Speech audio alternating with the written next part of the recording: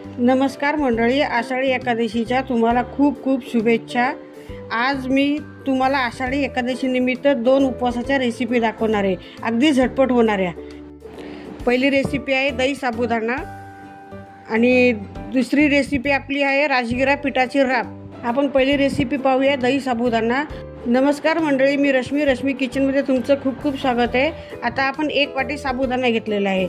हा साबुदाणा अगदी एका कढईमध्ये घेऊन चांगला खरपूस भाजून घ्यायचा। साबुदाणा भाजताना घाई करायची नाही, अगदी व्यवस्थित चांगला भाजून घ्यायचा। त्याला एक 15 मिनिटे व्यवस्थित साबुदाणा भाजून घ्यायचा मंद गॅसवर। हा साबुदाणा कोरडाच आहे, अगदी मंद आचेवर चांगला खरपूस भाजून घ्यायचा। आता आपला साबुदाणा खरपूस भाजून झालेला आहे, अगदी खमंग भाजलेला आहे हा साबुदाणा। आणि हा साबुदाणा संपूर्ण थंड होऊन द्यायचा। थंड झाला की त्याला एका भांड्यात काढून घ्यायचा। आता आपण एका भांड्यात साबुदाणा काढून घेतलेला आहे, त्याला अगदी 2 पाण्याने स्वच्छ धुवून घ्यायचा।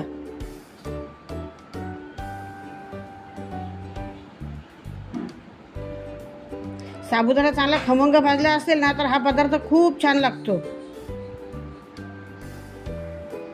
कारण नंतर आपल्याला परत कसं तेलामध्ये फोडणी वगैरे याला द्यायची नाहीये। 2 पाण्याने मी साबुदाणा अगदी स्वच्छ धुवून घेतलाय। साबुदाणा बुडेल इतपत त्यात पाणी टाकलेलं आहे। साबुदाणा भिजेल त्याच्यात थोडं बोट वरती पाणी टाकायचं, म्हणजे साबुदाणा चांगला मोकळा आणि चांगला फुलतो। आता हे मी 4-5 तास असं झाकून ठेवणार आहे। 4-5 तासांनी बघा कसा साबुदाणा फुललेला आहे। हा चांगला साबुदाणा फुललेला आहे। आता त्याला आपण चांगला असं सुटसुटीत मोकळा करून घेऊया हाताने किंवा चमच्याने। आता आपण त्याच्यामध्ये 4 चमचे दही टाकायचं, म्हणजे जेवढं लागेल तेवढं दही टाकायचं। पण हे दही आंबट नको, थोडं गोडसर हवंय। तुम्हाला जेवढं लागेल तेवढं दही टाकायचं।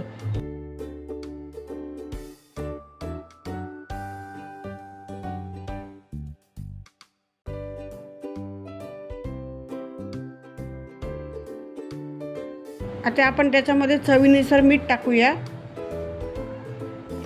एक चमचाभर साखर टाकायची आहे। 1 चमचाभर साखर टाकली। दाण्याचा कूट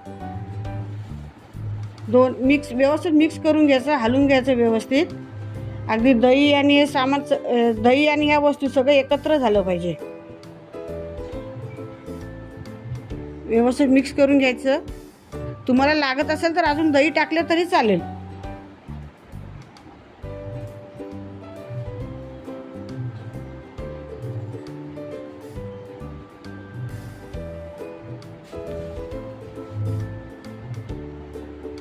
मला अजून दही लागलं म्हणून मी थोडंसं याच्यात दही टाकून घेतलेलं आहे। अजून तुमच्या आवडीनुसार दही टाकायचं। पण हा साबुदाणा तुम्ही ताकात भिजून ठेवला ना तर त्याला दही थोडं कमी लागतं, चवीला छान लागतो। आता आपण त्यात फोडणी करायची, तर फोडणीसाठी तूप टाकलंय, जिरं आणि मिरच्या 2।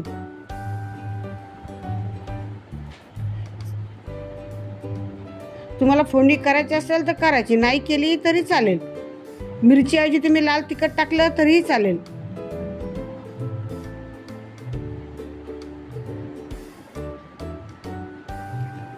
आता मी थोडी कोथिंबीर टाकते। तुम्ही कोथिंबीर खात असाल तर टाका, नाही टाकली तरीही चालते कोथिंबीर। पण कोणी उपवासाला कोथिंबीर खातं, कोणी खात नाही। मी टाकलेली आहे थोडी। आता आपला दही साबुदाणा तयार आहे।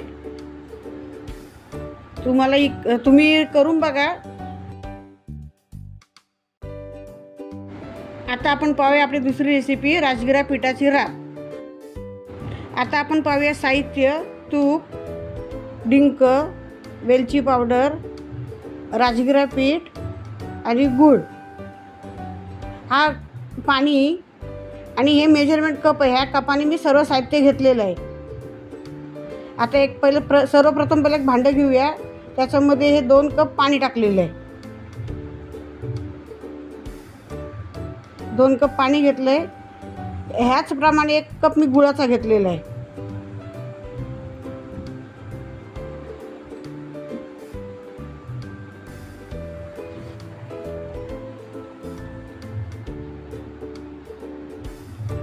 एक कप गूळ टाकला। आता आपण ते पाणी उकळून घ्यायचं, उकळून म्हणजे फक्त गरम करून घ्यायचं आहे गूळ विगरेपर्यंत.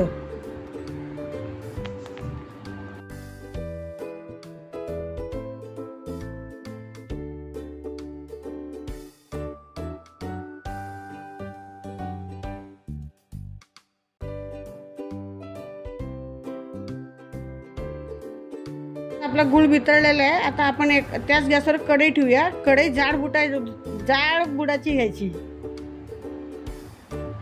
आता आपण तूप टाकूया. तूप तुम्हाला जेवढं लागेल तेवढं टाकायचं. मी हे 2 चमचे घेतलेले तूप आहे, म्हणजे आता जो चमचा दाखवला ना त्या चमच्याने 2 चमचे घेतलेले तूप आहे. त्याच्यामध्ये आपण आता राजगिरा पीठ टाकणार आहोत. हे राजगिरा पीठ 100 ग्रॅम आहे. तो एक माप आहे.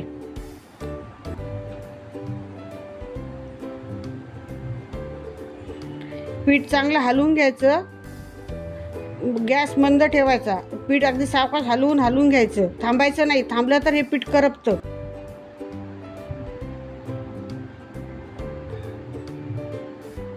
चांगलं बघा आता कसा कलर बदललेला आहे त्याचा. असं चांगलं पीठ हलवून घ्यायचं, एकदम भाजून घ्यायचं पीठ.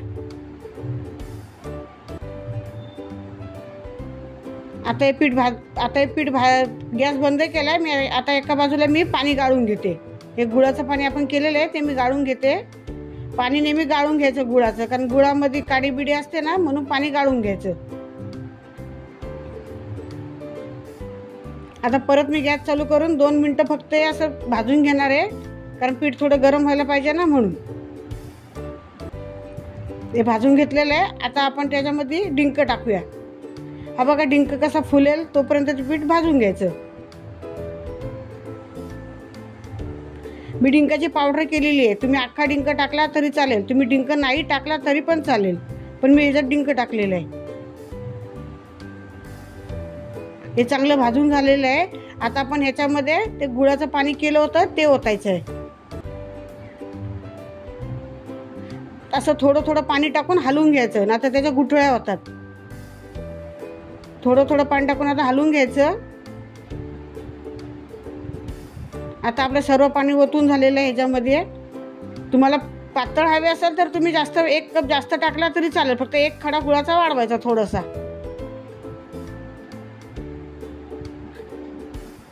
मंद गॅसवर चांगली त्याला 1-2 उकळी येऊन दिली की ही राब तयार होते. आता त्याच्यामध्ये वेलची पावडर टाकलेली आहे. बघा कशी झालेली आहे राब तयार. लगेच ताबडतोब राब तयार झालेली आहे की नाही, झटकेपट अगदी. ही उपवासाला चांगली. ह्याच्यात नाही जास्त तेलाचा वापर, नाही काही नाही, दाण्याचा कूट काहीच नाहीये. आपली आता राब तयार झाली. दोन्ही झटपट होणाऱ्या रेसिपी तुम्हाला कशा वाटल्या ते मला कमेंटमध्ये सांगा. ही दही साबुदाण्याची रेसिपी माझ्या मामी सौ अश्विनी गांधी यांनी सांगितलेली आहे. ही दुसरी रेसिपी पौष्टिक राजगिरा पिठाची राब ही माझी आहे. धन्यवाद. जय श्री कृष्ण. पुन्हा भेटूया नवीन रेसिपीसह.